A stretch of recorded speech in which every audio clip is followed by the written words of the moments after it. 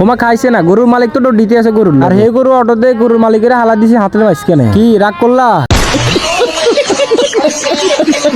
কি অবস্থা গাইস, কেমন আছেন? আশা করি সবাই অনেক ভালো আছে, আর আপনাদের তো ভালোবাসে আমিও আলহামদুলিল্লাহ ভালোই আছি। আর আজকে হচ্ছে শুক্রবার, তার কারণে আমরা সবাই মিলে চলে আসলাম মসজিদে আসার পর দেখতেছি ক্যামেরাম্যানের অভাব নাই এই জায়গাতে। আর এখানে দেখতেছি আমাদের সাকিবে কি করতে আছে, আমাদের বিখ্যাত স্বরূপ ভাইয়ের মোবাইল দিয়ে ভিডিও করতে আছে। এরপরে মিলের শেষে আমরা চলে এলাম বাইরে, আর কালাম অনেক নাচ জুতো টোকাইতে আছে মসজিদের বাইরে। আর আমি এদের কইলাম এর জুতো টোকাইতে আর লাভ নাই, চল বাইর দিকে চলে। বালা জুতো লয়ে যায় হারাসিরে জুতো থুই গেছে তোল্লা, এই কারণে কালামানিক নাচে জুতো থুই চলে যেতে আছে বাইর দিকে। এরপরে ছাগলের রওনা দিকে এসে আর শ্বশুর বাইর দিকে দূর থেকে আর বোনের বাইর দিকে। তারপরে চলে এলাম অবশেষে নাঙ্গলকোট বাজারের আগে, মানে সরকারি হাসপাতালের সামনে। ধরলে তো ধরে যায়, নাঙ্গলকোট বাজার ধরলেও চলে। আর আমরা এই নাঙ্গলকোট বাজার থেকে চলে যাবো ডাইরেক্ট ডালুয়া বাজারে, আর ডালুয়া থেকে চলে যাবো আমরা তেজের বাজারে, কারণ তেজের বাজারের সাথে আমার বোনের বাড়ি। আর অবশ্যই ডালুয়া বাজারে চলে যাই, তবে দুঃখের কথা হলো ডালুয়া ফেলা চলে যাইতেছি তেজের বাজারের উদ্দেশ্যে। আর আমি ডালুয়া বাজারটা ভিডিও করতে এলাম না, কারণ আর খেয়ালে আসিল না। আর আমরা অবশ্যই চলে আসলাম তেজের বাজারে, এই তেজের বাজারের সাথে আমার বোনের বাড়ি। আজকে আমি এই ভিডিওতে সবাই দেখাবো যে আর বোনের বাড়ি কোন দিকে যেতে হয়। আর ইন্ডিয়া হ্যান্ডেলের মার হলো কিটা গরু আলা দিল গরুর মালিকের হাতের মাইস, কারণ গরু ডরাই গেছে অটোতে, আমরা ডরাই গেছি গরু দে। কি আপনারা কি রাগ করলেন নি কোন? তাই না, আবার রাগ করলে কিন্তু বাইরে লইতো না, তাই আল্লাহ আমরা সবাই রাগ করন যাইতো না।